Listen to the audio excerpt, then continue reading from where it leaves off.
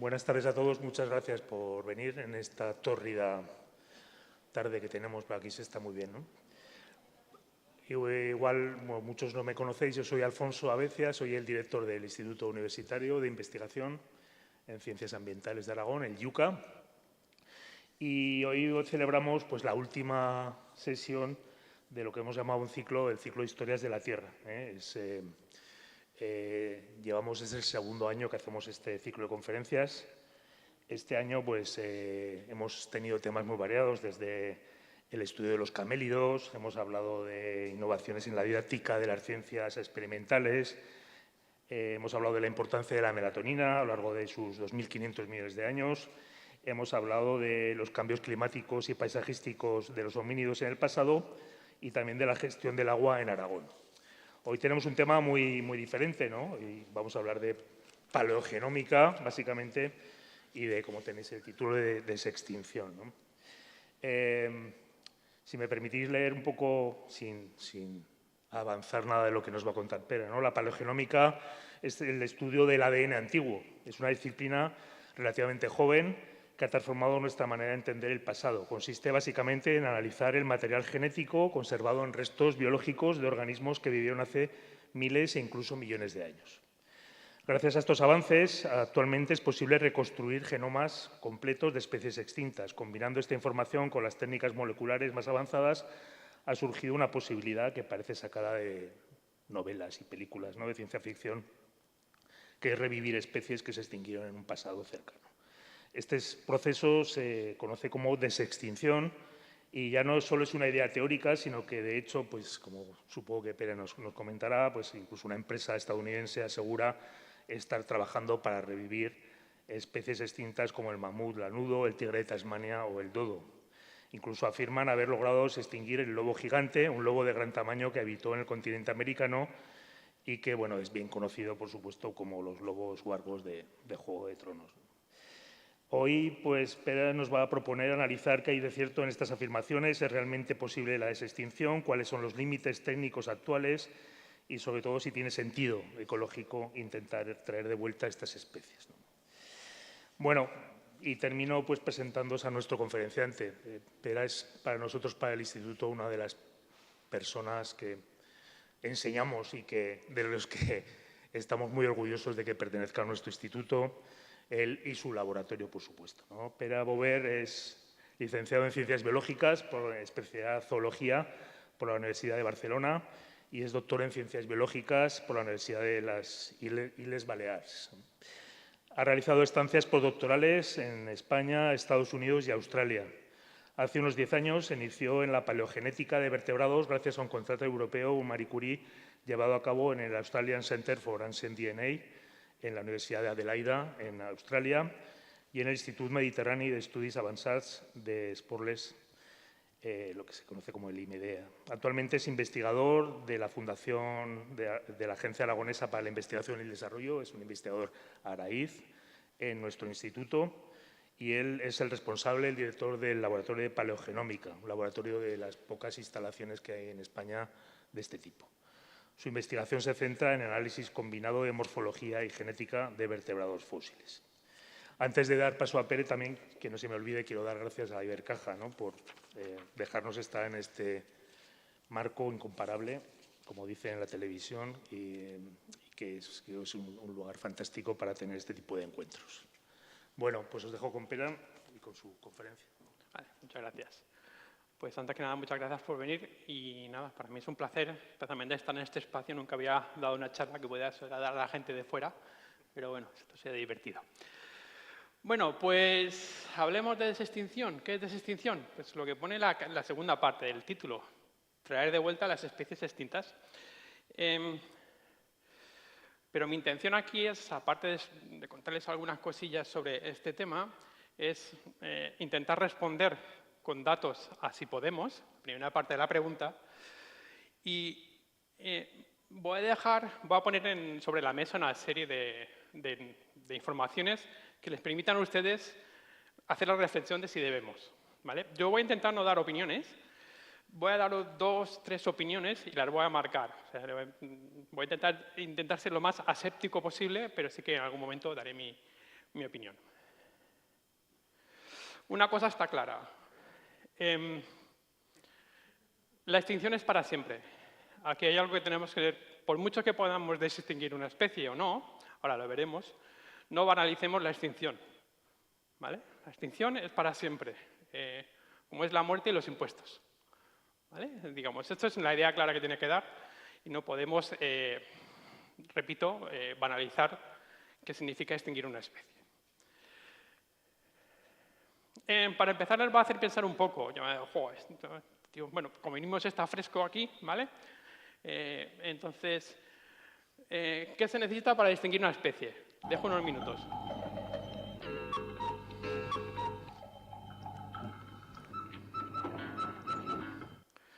Ahora los más jóvenes están flipando. Voy a decir, ¿qué ha pasado aquí? Pero bueno, supongo que los que tenemos ya una cierta edad sabemos de qué va esto. Esas horas delante del ordenador, del televisor mirando el 1, 2, 3. Pero bueno, ¿qué se necesita para distinguir una especie? Pues algo que se haya extinguido. Es decir, distinguir algo que no se ha extinguido pues no tiene sentido, pero necesitamos que algo se haya extinguido. Actualmente hay miles y miles y miles de especies en extinción y incluso los libros están en extinción. Entonces, parece que tenemos un buen futuro, pero el problema es que ya lo tenemos. Es decir, la especie humana en los últimos 10.000 años ha extinguido cientos de miles de especies. Se está hablando de un número en los últimos 10.000 años entre 500.000 y 1 millón de especies, tanto por acción directa o indirecta de la especie humana. Entonces, humanos, buen trabajo para tener cosas para desextinguir, ¿vale? Venga, voy a hacer otra pregunta y lo voy a poner otra vez.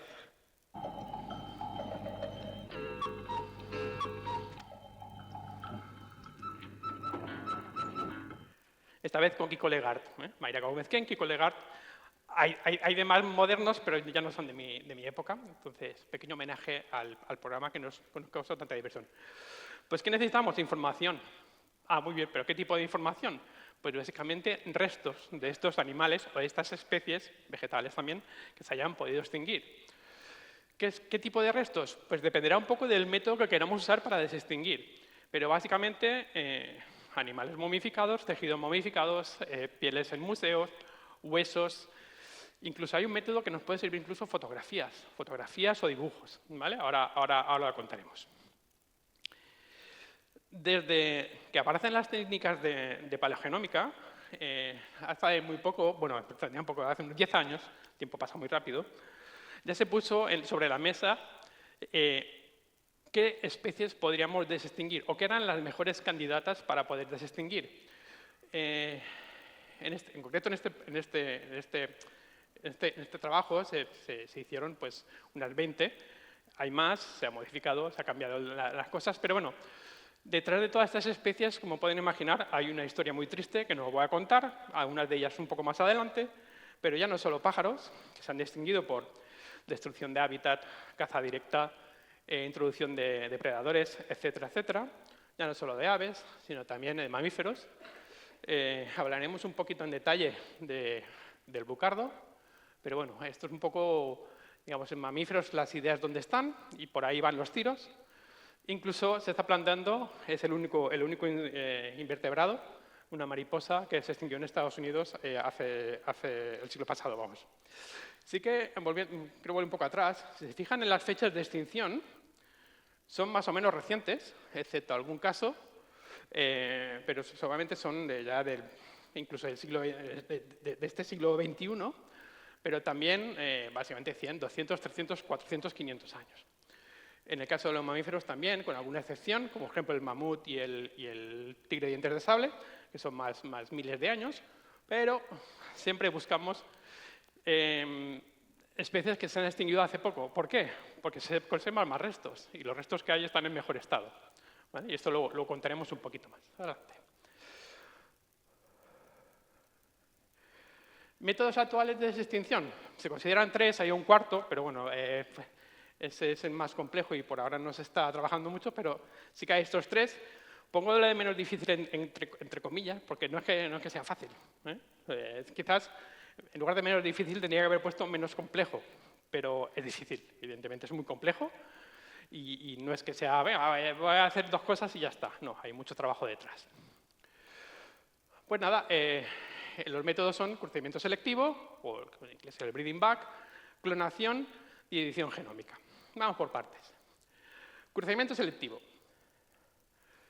Imaginemos por un momento que queremos tener un perro así. Entonces, miramos qué razas de perros tenemos alrededor o qué perros tenemos alrededor y de entre estos pues tenemos que elegir los que, si los cruzamos, podemos obtener algo que se parezca al perro del centro de la foto. Pues bueno, supongo que estamos de acuerdo que convendría ahí, este de aquí.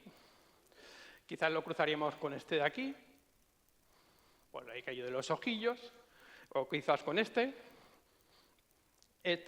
Kalel, ¿no? Este es el único perro real que hay en todas las fotos, este de aquí, el perro de un amigo mío. Quizás habitaríamos el pastor alemán, que está allá abajo a la izquierda. Entonces podemos mirar qué características queremos que tenga nuestro animal y los podemos cruzar, hacer cruzamientos. Vamos cruzando diferentes generaciones y podemos llegar a obtener quizás el animal del centro. Esto básicamente es lo que hemos hecho con las especies domésticas, especialmente los perros. Los perros son un ejemplo clarísimo, ¿vale? Si queremos un perro con características para cazar, pues seleccionaremos esas características, pero si queremos un perro para tener en casa pequeñito que no coma mucho, pues haremos otro tipo de selección.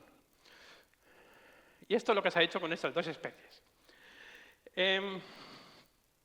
La de la izquierda son las cuagas. ¿Qué es una cuaga?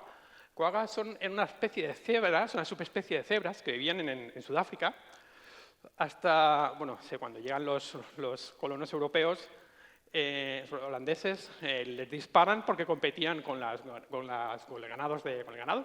rebaños de ganado y la persiguen. Y en 1876 se extingue la última en medio salvaje.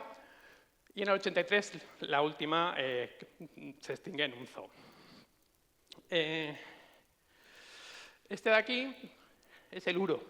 ¿Qué es el uro? Todas las especies domésticas provienen de un ancestro salvaje. Nuestras vacas son domesticación de los uros. Entonces, tenemos por una parte una foto, aparte tenemos pieles en museos, porque a veces se recolectaban las pieles. O tenemos dibujos, como es en el caso del uro. El uro es una especie salvaje, una vaca un toro salvaje, digamos de alguna manera, un bovido salvaje, e incluso se usó en circos romanos. Era bestia de pelea en circos romanos, y sus poblaciones empezaron a decrecer hasta que en el centro de Europa fue pieza de caza real y de nobles, hasta que la última se extinguió por motivos naturales, de hecho, en un bosque de Polonia en 1627. ¿Vale? Pero 9.000 años antes o 10.000 años antes la habíamos domesticado. Pues, ¿qué podemos hacer? Pues bueno, tenemos parientes cercanos, como en este caso las cebras normales, pero tenemos también vacas, digamos, la especie domesticada a partir de los uros. Incluso sabemos qué especies son o qué razas de vacas son más antiguas y más ancestrales y que han mantenido algunas características de los uros.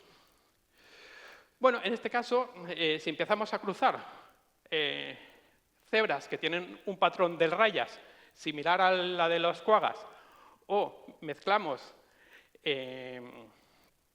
razas de vacas entre ellas, de forma que podamos llegar a adquirir unas características físicas similares a los uros, tenemos un proceso de extinción.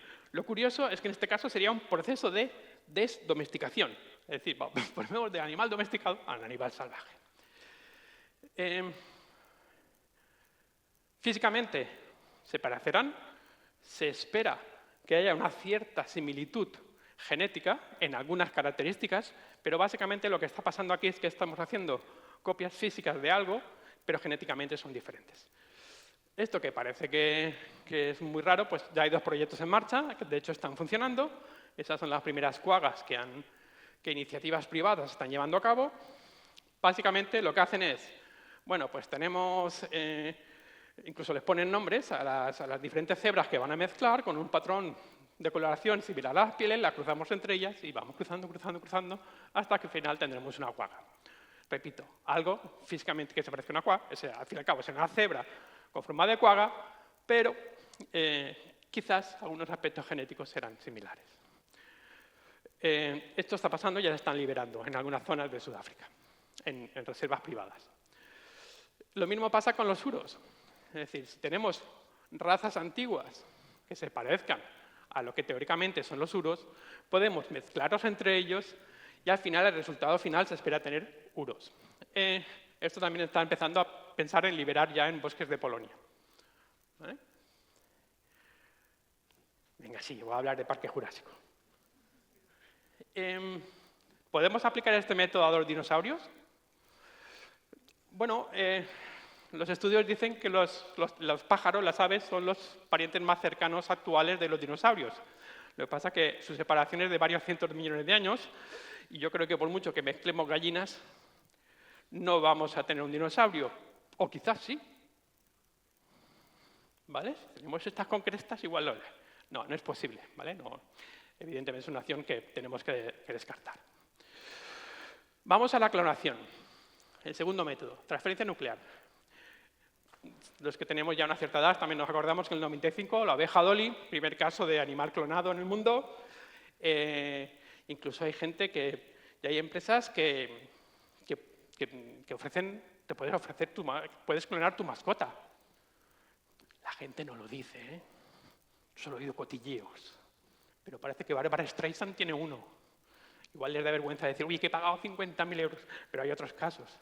Incluso Javier Milei dicen que tiene 3 perros clonados, pero no lo dicen. ¿Quién más? Ay, perdón. ¿Quién más tenía? Paris Hilton, por supuesto. También dicen que quiere clonar su perro. Es decir, podemos clonar los perros. ¿Cómo? Ahora lo explicaré, pero antes vamos a la noticia que surgió hace, un mes, algo así. Una empresa de Estados Unidos afirma haber desextinguido a los lobos gigantes, lobos terribles que también llaman, a través de... Luego hablaremos más de ese caso, pero esta es la noticia. Algunos titulares... primer animal desextinto de la historia, resulta que el lobo huargo. El lobo huargo es, digamos, el lobo gigante, la especie fósil, un lobo grande, un lobo gigante que había en Estados Unidos, en el continente americano, y es en el que se basó el escritor de Juego de Tronos para el lobo huargo de la novela. ¿Vale? Pero bueno, el primer animal desextinto de la historia, primer animal resultado de la extinción, primera especie desextinguida. Ni han resucitado a los lobos gigantes, ni son la primera especie desextinguida, pero es así como volveremos a ver dodos y tilacinos. La primera parte lo veremos después, ¿vale? Ni han resucitado a los lobos gigantes. La tercera, pues es posiblemente, también veremos el motivo que posiblemente es real. Pero la que es mentira, totalmente, ni son la primera especie desextinguida. El concepto biológico de especie está cambiando, pero digamos, el primer animal desextinguido no es el lobo huargo, sino que lo tienen aquí, en ejemplo, en Aragón, el bucardo. Claro, en 2003, cuando se clonó el bucardo, ahora les explico, si esto se hubiera hecho en Estados Unidos, hubiera sido la repera, pero como se hizo en Aragón, en Zaragoza, pues no tuvo tanto. De hecho fue muy criticado. El bucardo, la subespecie de Capra pirenaica, que vivía en los Pirineos, era una pieza muy preciada de caza, venían muchos extranjeros a cazarlos, hasta que se empezó a dar cuenta de que las poblaciones estaban totalmente en declive, y hasta que en el año 2000, a Celia o Alaña, ahí tienen esos dos nombres, que es la última bucarda, se le cae un árbol encima en el Parque Nacional de Ordesa. Año 2000, el animal está congelado, pueden recuperar células. ¿Cómo clonamos? Pues bueno, tenemos aquí células de bucardo, tenemos animal que está congelado, se ha extinguido recientemente, tenemos al animal. Podemos usar células de su pariente más cercano, que son las cabras montés o incluso las cabras domésticas o incluso híbridos. ¿Qué hacemos? Pues tenemos células de la piel, en este caso epiteliales de bucardo, le quitamos el núcleo,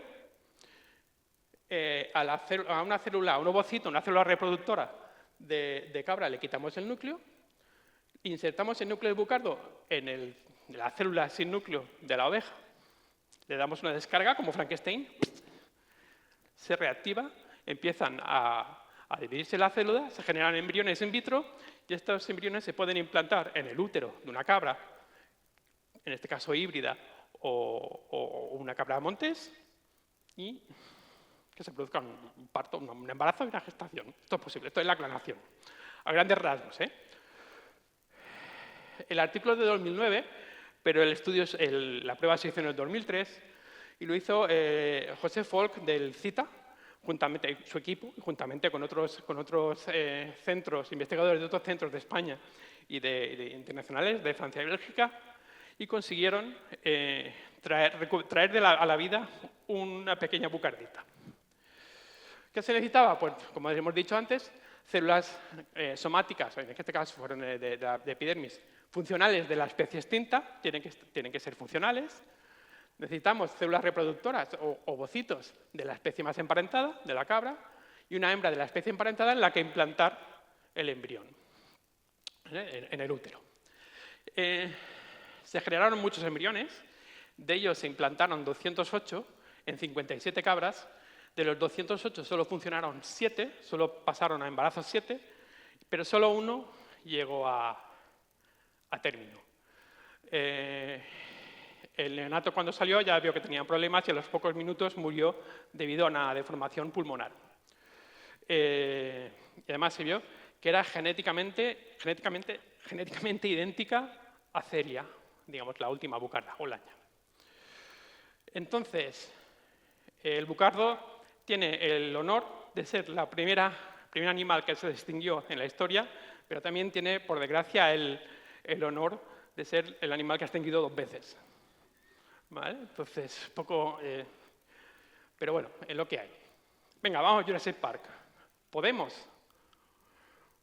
¿Con dinosaurios? Pues no, porque hemos dicho que necesitamos células enteras, funcionales, de dinosaurio, en este caso. Entonces, no sería posible. Y luego, ¿dónde lo implantamos? Una gallina no nos cabe un dinosaurio. Entonces, hay que ir con mucho cuidado con esto. Pero bueno, además tiene una complicación. Además que los dinosaurios ponen huevos.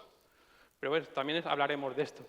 Y luego, yo no he quitado nunca una célula de un dinosaurio, pero fácil no debe ser. ¿Vale?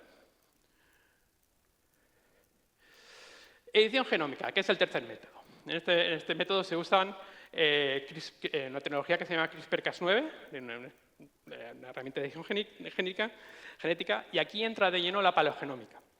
La paleogenómica es una disciplina relativamente reciente, tiene unos 40 años, y uno de los padres es este señor, que es el de la derecha, Cervantes Pavo. De la izquierda es un neandertal, que es el motivo por el cual hace 3 años le dieron el Premio Nobel de Fisiología o Medicina. Estamos muy, muy orgullosos en la disciplina de tener un premio Nobel, una disciplina como paleogenómica que tenga un premio Nobel, pues la verdad es que estamos bastante contentos. ¿Qué es esto de la paleogenómica? Pues nada, sacar ADN de los restos que hayan podido fosilizar, desde huesos, dientes, aquello ahí a la izquierda son coprolitos, que es la forma educada de decir una cagadilla que ha fosilizado, pelo, plumas, cáscaras de huevos, el sarro de los dientes, pero sobre todo de individuos momificados, tanto momificados en hielo, como puede ser el mamut o este lobo, o incluso en individuos en botes conservados en etanol si es de extinción muy reciente, ¿vale? Como es el caso del tigre de Tasmania, que luego hablaremos de ellos. Pero también podemos sacar ADN de plantas, de fibras, de semillas, de polen. Podemos sacar ADN de sedimentos, es una disciplina que está cogiendo mucha fuerza.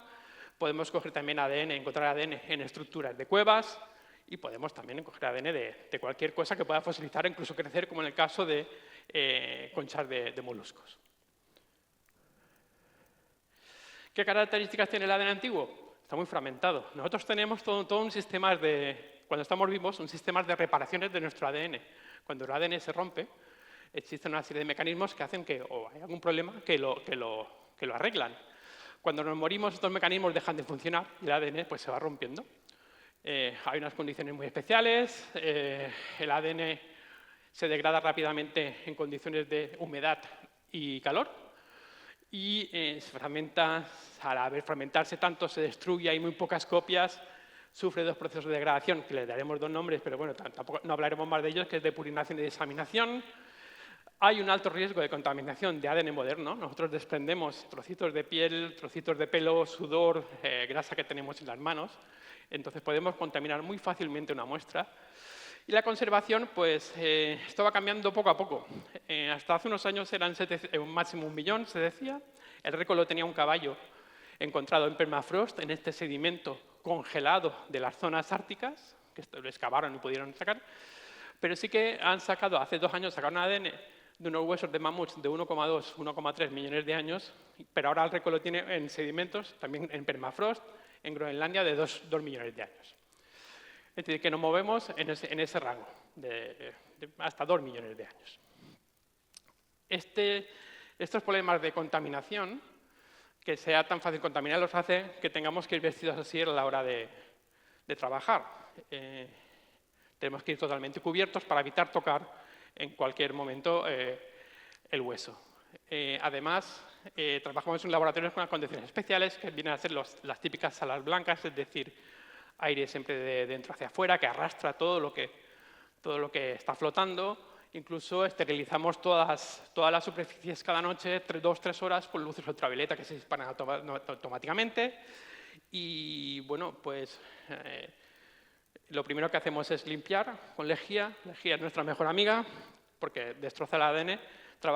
Mientras trabajamos, limpiamos con lejía y al final de todo, aquí Pilar sabe cómo va esto, pues también, ¿qué hacemos? Pues limpiamos. Mucha gente dice, ¿no entra nadie a limpiar? No, lo hacemos nosotros. ¿Qué se necesita? Pues bueno, pues un genoma completo de alta calidad de la especie extinta. Ahora explicaré un poquito más todo esto. ¿Qué más? Pues un genoma completo de alta calidad de la especie más emparentada. Ovocitos o células reproductoras de la especie más emparentada y necesitamos una hembra de la especie emparentada donde implantar el embrión. Vayamos al caso de los mamuts. El mamut se hicieron antes unos estudios preliminares y se pudo ver que el pariente más cercano de los mamuts, Mammutus primigenius, no era el elefante africano, Loxodonte africana, sino que era el elefante asiático, Elephas maximus. A partir de ahí, ahora explico esto, tuvimos que sacar su ADN, su genoma. Vamos por partes. Saben que el ADN lo forman 4 letras, A, C, GT, o digamos A, G, CT, adenina, guanina, que se llaman purinas, y citosina y timina, que se llaman timinas. 4 letras. Miles de millones de combinaciones de estas 4 letras nos dan nuestro genoma, pero son 4 letras. Es más complejo que eso, ¿vale? Pero para hacerlo más sencillo, de alguna manera, ese es nuestro libro de instrucciones. Es nuestro libro de instrucciones donde está todo. Está desde cualquier rasgo físico, fisiológico. Hay genes que te dicen, pues empieza a leer desde aquí, empieza a leer desde allá. Hay ADN estructural que aguanta toda la superficie, pero al fin y al cabo son un libro de instrucciones. Imaginemos que una página contiene, pues, proporcional a lo que es el ADN. Nuestro libro de instrucciones sería un libro como esto, pero 30 metros de alto.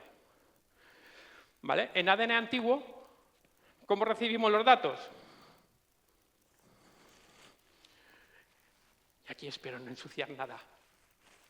No ensuciaré nada, ¿eh? Luego lo barro yo si queréis. Pero lo recibimos así. Estos son los datos de secuenciación que recibimos. Luego lo quito, luego lo quito. Entonces, ¿qué hacemos? Pero además, no está nuestro libro de instrucciones del hueso que estamos mirando. Está el libro de instrucciones de las bacterias que han contaminado, está el libro de instrucciones de cualquier parásito que haya entrado, o está el libro de instrucciones de algo que haya contaminado. Entonces, ¿qué hacemos? Pues tenemos unos programas informáticos muy potentes que lo que hacen es coger cada trozo, que no se caiga la bolsa. Coge cada trocito, se va al libro de 30 metros de alto y va buscando dónde va. ¿Vale? Y hasta que encuentra, mira, pues aquí va. Le ponemos unos rasgos, unos parámetros que podemos ser más o menos estrictos, pero al fin y al cabo tenemos que reconstruir todo ese libro de instrucciones a trocitos, en ADN antiguo. ¿Vale? Imagina todo esto para explicarle lo que es un genoma de calidad. Imaginemos que nuestro genoma, en lugar de todas esas combinaciones de 4 letras, es una frase. ¿vale? Como es el caso. Un loro, no se me ha ocurrido, es que no se me ha ocurrido nada más. Bueno, sí, tenía otra idea, pero no la voy a poner. Un loro picó un ojo a un gato sordo y se fue desmayando de dolor. Imaginemos que eso es una información de nuestro elefante asiático. Pues nada, tenemos todos estos trocitos, lo que hacemos es, vale, pues aquí hay un trocito que este va aquí. Y vamos poniendo los trocitos, mira, pues este va aquí. Vale, pues este va aquí. Ay, pero hay un error. Bueno, da igual, pero le damos un parámetro y se lo dejamos. Si hacemos esto con todos los miles o los millones de trocitos de papel que tenemos, o trocitos de esa secuencia, podemos llegar a formar esa frase. Y al final decimos, bueno, pues si lo comparamos, anda, pues mira, este trozo dice lo mismo que el del elefante asiático. Imaginamos que los trocitos son de mamut, ¿vale? Pues aquí podemos decir que esa frase la hemos cubierto totalmente, o sea, la cobertura es del 100% con nuestros trocitos, porque con todos nuestros trocitos hemos llegado a poner toda la frase. Y aquí viene el concepto importante que se llama profundidad de cobertura. Ahora lo explico. Imaginemos en la U de un. Pues en la U de un tenemos 3 U's abajo, ¿lo ven? 3 U's, pues eso tiene una cobertura de 3. Es así de simple. Si miramos la primera O de sordo, pues tiene 4 O's debajo. Y si miramos la O de maullando, pues tiene 2. Si hacemos una media, pues más o menos calcularemos, diremos, pues yo tengo toda la frase cubierta totalmente y una profundidad media de 3. Pues ese factor es lo que nos interesa. Ahora iremos en más detalle, pero puede pasar, aquí voy más rápido, pues que justamente ahí donde, que no es sordo, que es gordo, y entonces esa G, que está en todas partes, pues igual esto es diferente. Ah, bueno, pues es que nuestro animal tiene, este mamut tiene una diferencia, que en lugar de hacer un gato sordo, es un gato gordo, ¿vale? Evidentemente, estamos hablando de una letra o grupos de letras. Tercer caso, ¿qué puede pasar? Pues que quizás nuestros datos no son muy buenos, están contaminados, están muy degradados, ya hay degradación en el ADN, suele pasar en muestras antiguas, muy antiguas, pues que igual en algunas zonas, yo no sé si es un loro picó un ajo, o si es un lobo picó un ojo, o si es un lobo que picó un ajo, a un pato o a un gato. El gordo era, pero no sabemos si... Es decir, que eso ya es más complejo. Y eso no es un genoma de calidad. Cuando ya tenemos dudas, pequeñas dudas en hacer cambios, puede ser que un gen no sea funcional o incluso que provoque la muerte del embrión, ¿vale? Entonces, este sería el primer caso. Toda esa línea negra de arriba sería nuestro genoma de referencia, todos nuestros trocitos debajo, está muy bien cubierto, estamos seguros que lo que tiene nuestro animal que no sabemos qué es eso. Eso es un genoma de calidad. Podemos tener otros genomas de menos calidad, pero también estamos seguros. ¿Cuál es el problema? Cuando tenemos algo así, que esos trocitos pequeñitos son muy pocos y pueden llegar a la confusión. ¿Vale? ¿Más o menos ha entendido? ¿Qué pasa con los modernos? Los modernos, en lugar de tener trocitos, pues tenemos grupos de hojas, porque el ADN está en mucho mejor estado, no está roto, entonces el ADN es mucho más, se conserva mucho más, fragmentos mucho más largos. ¿Qué hacemos? Pues cogemos estos fragmentos largos y los vamos solapando y podemos llegar a tener un genoma más o menos de calidad. Además se usan secuenciadores diferentes, máquinas diferentes que ofrecen una mayor fiabilidad. Pero claro, ya tenemos el genoma. Ya tenemos todos estos miles de millones de combinaciones de esas 4 letras juntas. Pero nos falta algo. Supongo que han detectado que este es el primer párrafo del Quijote. Bueno, aquí he dejado los espacios, pero imaginen que no tenemos espacios, no hay manera casi de leerlo. Luego de la mancha de no me quiero dar, es decir, necesitamos signos de puntuación, comas, comillas, mayúsculas, que nos indiquen dónde empieza, dónde acaba una frase, cómo se debe leer eso, si tiene un acento, ese acento hace que la pronunciación sea diferente. El genoma también tiene eso. El genoma tiene genes que te dicen cómo se debe expresar determinada información. Y eso también debemos conocerlo. Y eso es tremendamente difícil, muy difícil. Incluso con especies humanas, que todavía estamos peleándonos a ver qué gen está produciendo o qué familia de genes está produciendo una serie de características, pues como se pueden imaginar es muy complicado. Bueno, pues aparte de tener el genoma, tenemos que anotarlo, tenemos que identificar genes, es decir, necesitamos un guión, un índice, para saber dónde está cada cosa.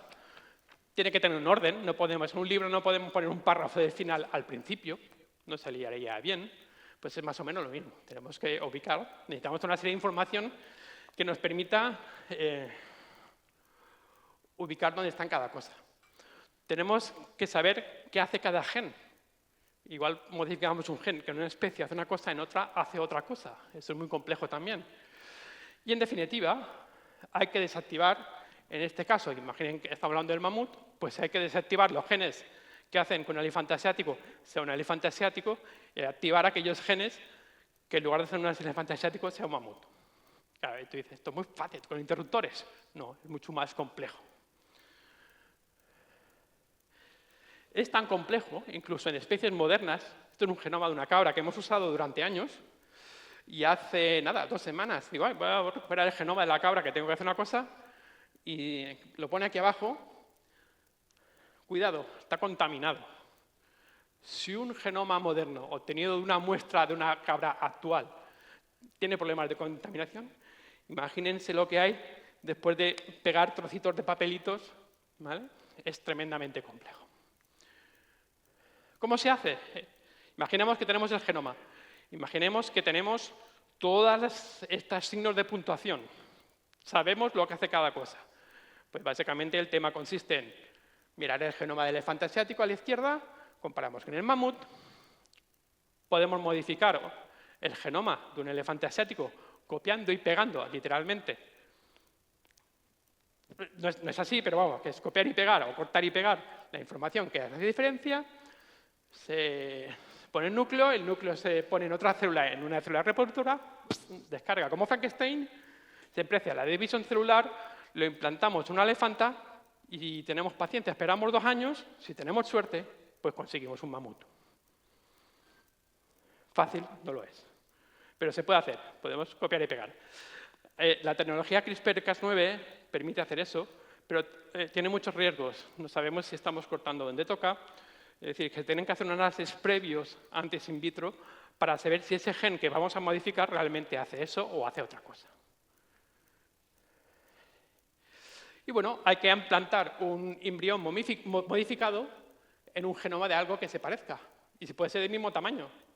Porque si queremos meter un embrión de algo muy grande en un útero de una especie muy pequeña, aunque sea su pariente más cercano, muy bien no va a ir la cosa. Y aquí ya estamos hablando de úteros artificiales y demás, pero bueno, esto es otro tema. ¿Vale? Y este es el caso que está pasando, luego lo contaré con un poco más de detalle, con el tigre de Tasmania. El tigre de Tasmania es un animal así, como un perro grande, y su pariente más cercano es el numbat, que es así pequeñito.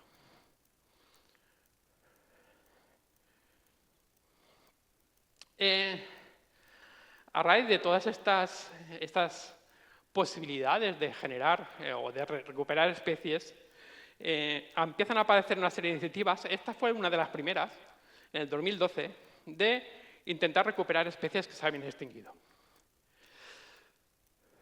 Este es, para mí, el ejemplo más, permítanmelo decirlo así, más bestia e insensatez humana, y es cuando oigo la palabra, es que hay muchos, podemos matar muchos, que hay muchos, me pongo nervioso.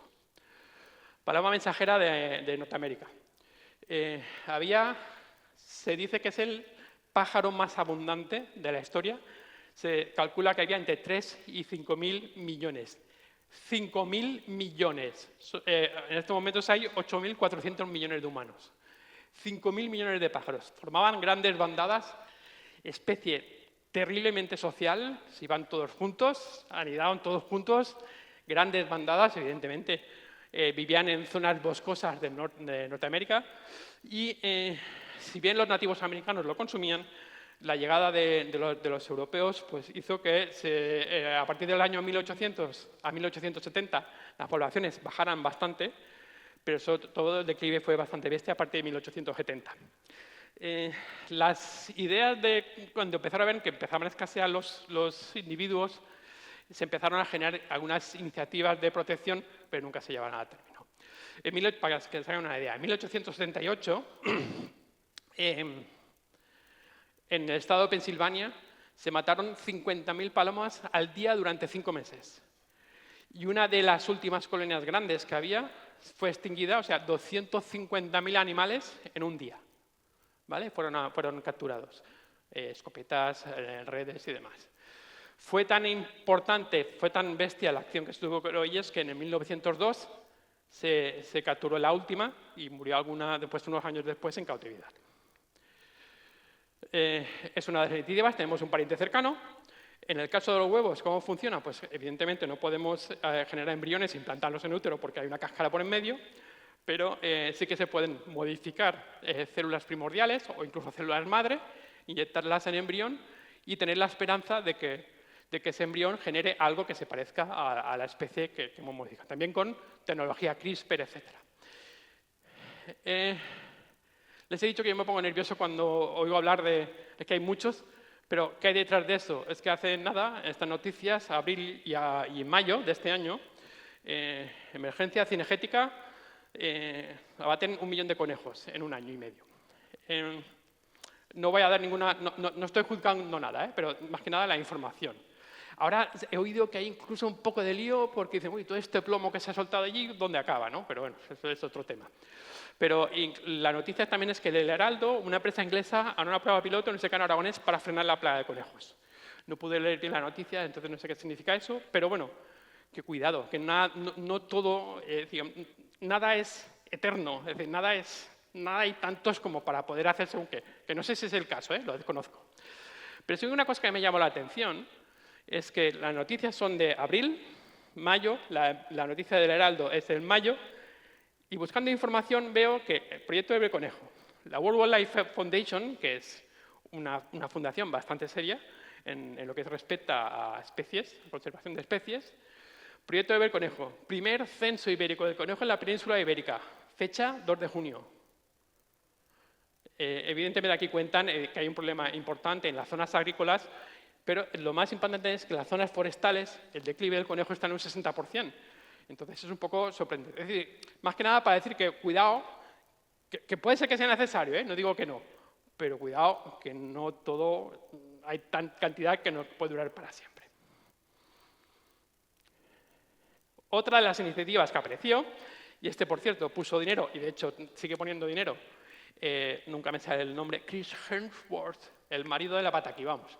Pues ha puesto dinero. La Universidad de Melbourne dice, bueno, pues nosotros podíamos distinguir el tigre de Tasmania, animal precioso, marsupial, aunque parezca un lobo, es un marsupial, que vivió en la isla de Tasmania hasta el último fue 1930, que de hecho este señor, Wilf Batty, está todo orgulloso porque ha cazado al que se conoce que es el último tigre de Tasmania batido. Porque, digamos, como saben, Tasmania es una colonia británica donde se mandan presos, se empiezan a criar muchas ovejas, entonces empieza a correr el rumor de que los tigres de Tasmania atacan a las ovejas y es cuando son perseguidos.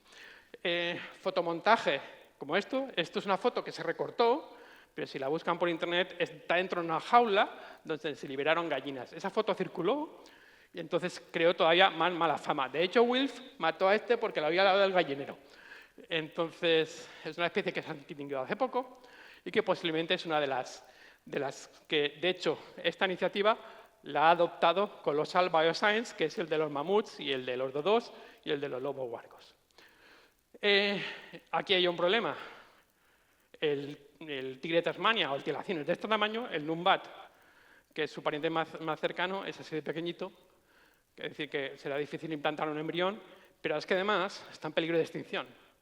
Es decir, vamos a usar un animal en peligro de extinción para distinguir a otro.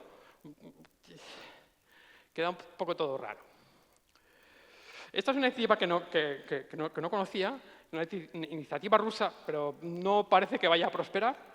Pero sí que quieren distinguir a una especie de vaca marina que vivió en el estrecho de Bering, Hydrodamalis gigas, una vaca marina de 8 metros, podía llegar a pesar 4 o 5 toneladas, y que fue muy curioso porque se descubrió debido a un naufragio.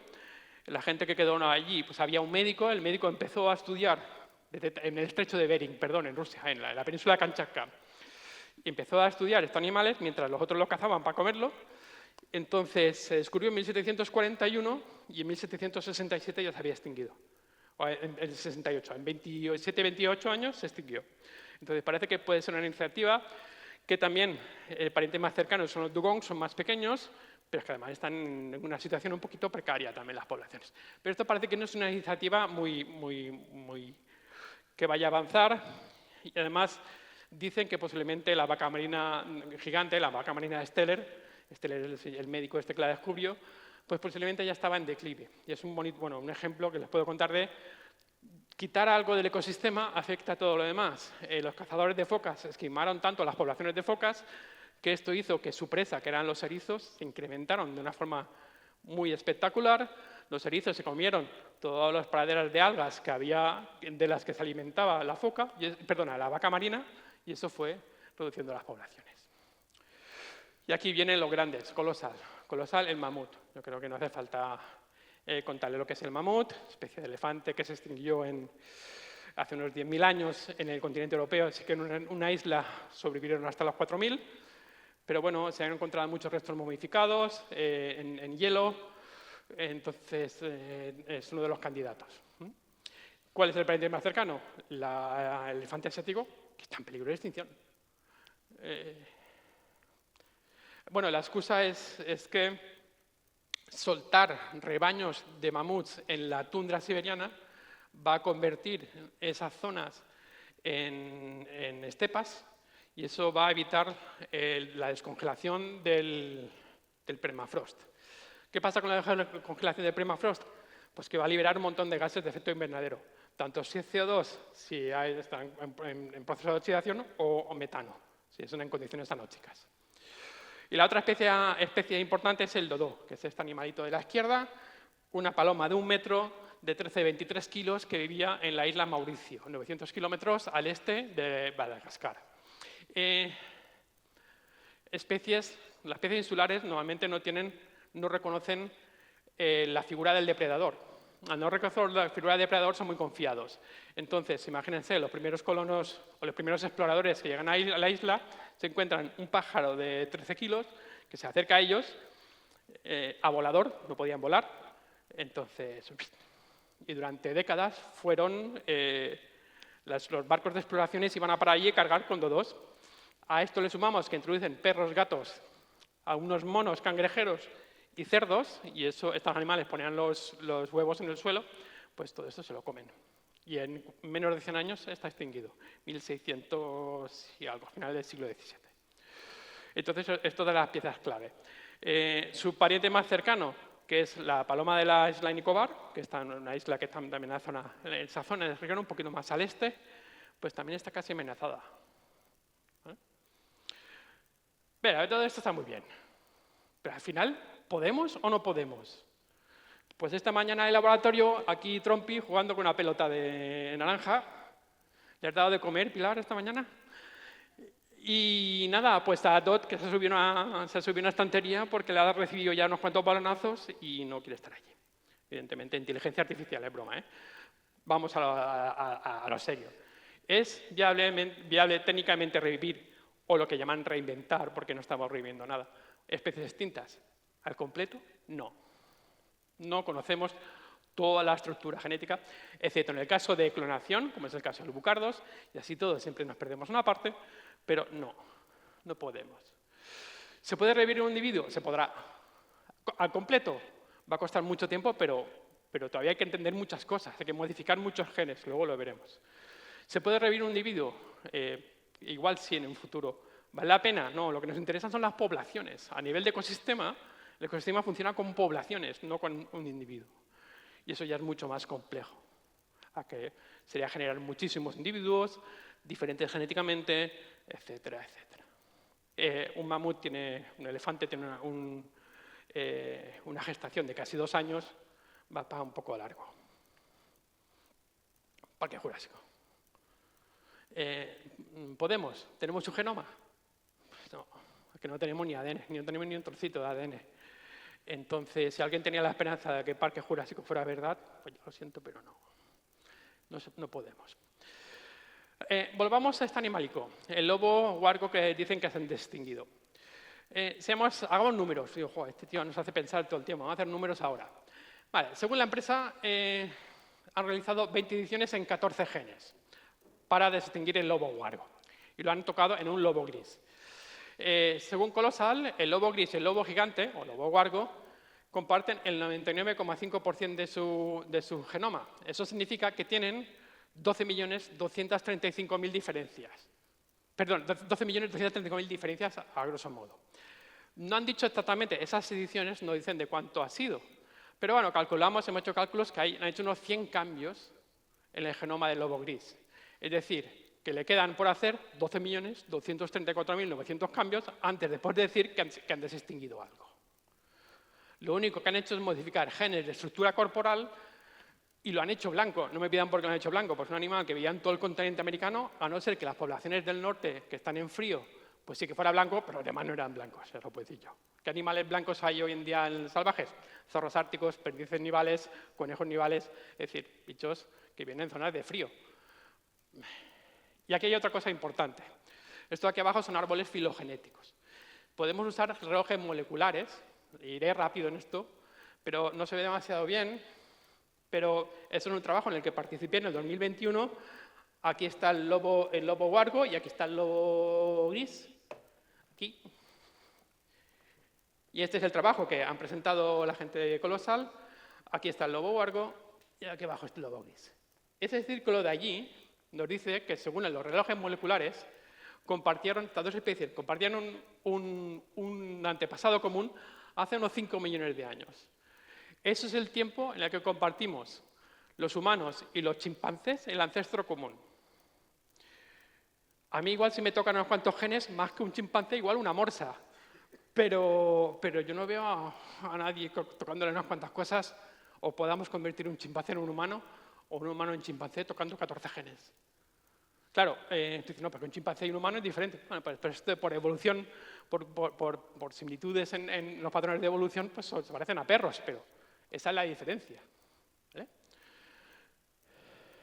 Sí que han hecho algo muy espectacular, que es, esto es la misma empresa, unas semanas antes, han conseguido modificar genes de ratón según las características de los genes de mamuts. Han tocado 10 genes, 9 relacionados con color, longitud y estructura de pelo, y también de metabolismo de ácidos grasos, grasa. Un animal que tiene que vivir en frío tiene que tener mucho pelo y mucha grasa. Y han conseguido unos ratoncillos preciosos comparado con sus... A mí me gustaría tener uno, ¿para qué negarlo? Pero esto es increíble lo que han conseguido. Esto es alucinante, es una maravilla de la tecnología. Es tremendamente espectacular. Claro, imagínense, aquí estamos hablando de modificaciones de 10 genes. Si modificáramos esos 14 genes que han dicho que han modificado en los lobos grises, los hubiéramos modificado en un ratón, tendríamos una rata grande, pero nadie se atrevería a decir que hemos extinguido a los lobos. Es decir, han modificado una rata, o en este caso, en lugar de una rata, han modificado un lobo gris. ¿Vale? Pero realmente no han extinguido nada. Una empresa estadounidense celebra la desextinción del lobo terrible ante la duda de los expertos. Evidentemente, muchos nos pusimos en contra. Opinamos y decimos, aquí no habéis desextinguido nada, habéis tuneado un lobo gris. ¿Han conseguido realmente extinguir al lobo huargo? Y dicen que no. Si me permitan, vayamos a la otra, pero el otro follón que se ha generado en paleogenómica en los últimos meses. Supongo que viene el documental, o si no viene el documental, lo saben. Aquí se montó... me acuerdo que hace 2 años que van diciendo que van a hacer un documental porque van a decir de dónde venía Colón, su origen. Los que trabajamos, yo no trabajo en paleogenómica humana, pero bueno, algún conocimiento tengo, y la gente que trabajaba con paleogenómica humana me decían, esto es imposible, a no ser que sea de un lugar muy concreto, donde tiene una genética muy diferente, eso es imposible. Sale el documental, se habla de que es un judío que vivió en la península ibérica y encima pertenecía a una familia de tejedores de seda de Valencia. ¿Qué pasa? Empiezan a salir cosas que dicen... De hecho, esto salió en septiembre, octubre. Los investigadores dijeron que en noviembre saldrían las informaciones científicas que apoyaban todo eso siguen sin salir, no sabemos qué está pasando. Pero bueno, el documental sobre él es decepcionante por su falta de rigor científico. Expertos internacionales arremeten contra el propuesto de comentar esto es como opinar sobre alienígenas. Es decir, y aquí voy a dar mi primera opinión. En los 30 años que llevo, o casi 30 años que llevo en investigación, nunca se había ninguneado tanto la investigación científica básica, incluso desde las administraciones. Es decir, si no es investigación aplicada, parece que no sirve para nada. Y dos, nunca había tenido la sensación de que la credibilidad de los científicos está tan por los suelos. Terraplanistas, negacionistas de cambio climático, los que dicen que las estelas de los aviones no es que nos están fumigando, youtubers, influencers que tienen más credibilidad que los científicos, tertulianos de programas que hoy son expertos en danas, mañana son expertos en apagones y los días siguientes son expertos en volcanes. Y encima, todo esto en un ambiente terriblemente politizado y, lo que es peor todavía, terriblemente polarizado y terriblemente crispado. La reflexión es que los investigadores tenemos que ser serios en lo que decimos y consistentes. Y intentar exigir a los medios de comunicación que también lo sean. Y salir de nuestros despachos y nuestros laboratorios y ir a contar esto a la gente. A mí no se me evalúa esto que estoy haciendo hoy. A mí se me evalúa en un artículo científico que voy a publicar y que se van a leer 10 personas en todo el mundo. Tenemos que hacer eso. Tenemos que ser serios, porque es que si no, todavía nos van a creer menos. ¿Vale? Ya he hecho mi queja. Vale, volvemos a Colosal. Estoy hablando diciendo que están diciendo pues, que no es verdad. Pero, ¿y si todas estas tecnologías que están usando y que están evolucionando nos sirven para arreglar algunas enfermedades nuestras? Si eso nos sirve para nosotros a través de edición génica. ¿Y si podemos modificar genéticamente embriones de especies actuales que están en riesgo de extinción y que tienen un empobrecimiento genético muy grande y podemos soltar y eso hace incrementar la viabilidad de la población? Pues esto lo hicieron y esto no ha salido en ninguna parte porque todo el mundo salía con el lobo huargo, pero esto es el lobo rojo, que es una especie de taxonomía discutida, pero también generaron embriones de lobos rojos, una especie que está en peligro de extinción, con un empobrecimiento genético, y han hecho esto, han hecho cachorros que van a servir quizás para dar más viabilidad genética a la especie. ¿Vale? Muy bien. Esta es la parte, digamos, aquí les pongo la información. Ahora hablemos un poco más de la hermética. Voy a ir muy rápido porque ya me estoy alargando, aunque se está fresco aquí, que luego cuando salgamos fuera, igual como tal. ¿Por qué y para qué? Bueno, si nuestra intención es hacer un parque cuaternario, un parque jurásico con animalitos así, pues vamos bien. Porque de hecho los lobos huargos ahora están en unas reservas, en un lugar secreto, para que nadie sepa dónde están. ¿Vale? Pero si queremos es actuar sobre el ecosistema, por ejemplo, en el caso de las palomas pasajeras que les he contado antes, que había en tantas condiciones, un número tan grande, sus defecaciones se juntaban mucho, eran muy sociales. Sus defecaciones provocaban que muchas plantas no pudieran crecer, incluso eso provocaba incendios, incluso hay registros de que se juntaban tantas sobre un árbol que tumbaban las ramas. Eso generaba unas manchas dentro de los bosques que hacía que hubiera un reclutamiento de otros individuos que antes en la sombra no podían. Y eso es muy importante. De hecho, lo están haciendo guardas forestales. Brigadas forestales están cortando trozos de bosque en estas zonas para recuperar, para que pase exactamente eso. Un ejemplo bastante valiente es el 95. En 1920, en el parque Yellowstone, matan el último lobo. A partir de entonces, los ciervos se disparan. Eso afecta la capacidad de carga del ecosistema y empiezan a actuarse sobre el ciervo. Pero alguien en 1995 dijo, oye, ¿y si en lugar de ir matando ciervos, por qué no soltamos lobos? En el 95 soltaron lobos y eso ha sido increíble, ha funcionado muy bien. Es muy arriesgado, es muy valiente, hay muchos estudios detrás, pero evidentemente ha funcionado. Como también ha funcionado liberar bisontes americanos en reservas de nativos americanos y han conseguido recuperar, simplemente soltando bisontes, pues han conseguido recuperar praderas, las grandes praderas donde vivían. Es decir, si no es por no distinguir, si hay que distinguir, se distingue, pero distinguir para nada es tontería. ¿Vale? Bueno, iremos rápido. Antes he parecido los factores que llevaron a la especie de extinción. Son una serie de preguntas que nos tenemos que hacer incluso cuando movemos especies de una parte a otra, cuando introducimos especies. Pues, bueno, pues en este caso el delfín del río Yangtze, el delfín vivía en 1.700 kilómetros del río Yangtze, se extingue debido a la polución. Revivir delfines y volverlos a soltar en ese río totalmente polucionado, pues no sirve para nada. ¿Y qué dice esto con otros ejemplos?